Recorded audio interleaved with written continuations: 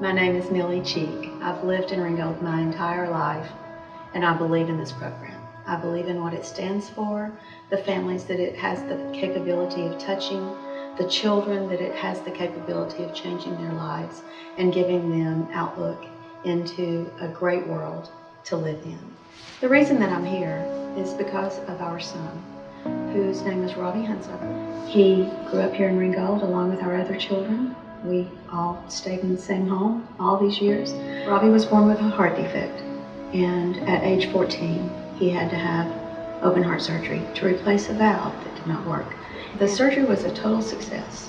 Before that, Robbie loved basketball. He had a group of friends that he played with. They played every evening if they could, all weekend. They played in recreational basketball teams, and they just had a great time together. It was a very healthy friendship for all of them. At the age of 14, Robbie continued to play, and he was able to play the next year. But when he got to high school, when all the kids were going to play basketball, they were all freshmen. They planned on putting him on the varsity team, and they came to Robbie and said, "We need your medical release." At that point, the doctor would not give it because Robbie of his surgery. And so Robbie lost his identity. On that day, things changed for Robbie. We tried to deal with it in the way that we felt was healthy for Robbie. We tried to support him.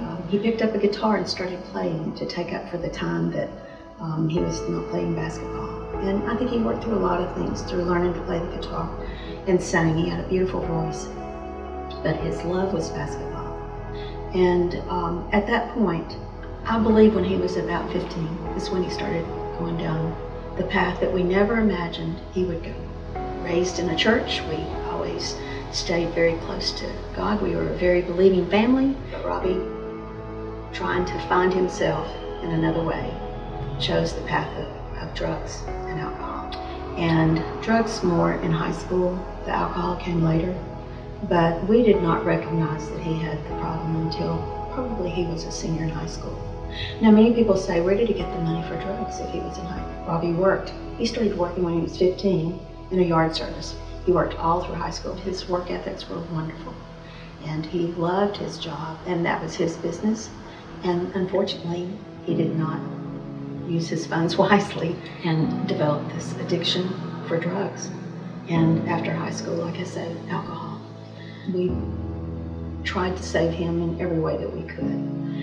Back in 2004, there weren't a lot of programs for kids with addiction. And it was something you just tried to work through, which is what we did. We tried to support him in positive ways.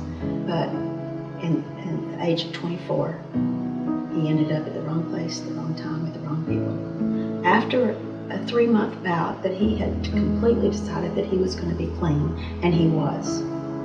But at the time that he went, he was around drugs and accidentally overdosed, and we lost him. And 6 months later, I found out that it was only hydrocodone in beer. It was not cocaine, it was not LSD, it was not heroin. All of the horrible things that we hear about, it was very simple. And I tell that because I say that kids don't recognize the dangers. They think that they'll make it through it. And Robbie thought he would make it through it. He thought he'd be home the next morning to mow our yard, but he didn't come home. Robbie's story is worth hearing. It is worth knowing that after Robbie was gone, it touched so many of his friends and changed their lives. And I just say that there is such opportunity here to catch those kids before they lose their identity, before they go through that traumatic situation that happens in life. To all kids, to all of us, as we were kids, we went through things that were life-changing for us. But this place has the opportunity to provide a safe place for them, to come, to feel loved, to stay busy, to find out how to care about others, how to do things for others. I believe in this place. I believe in what it stands for. I believe in what it is going to do for this community.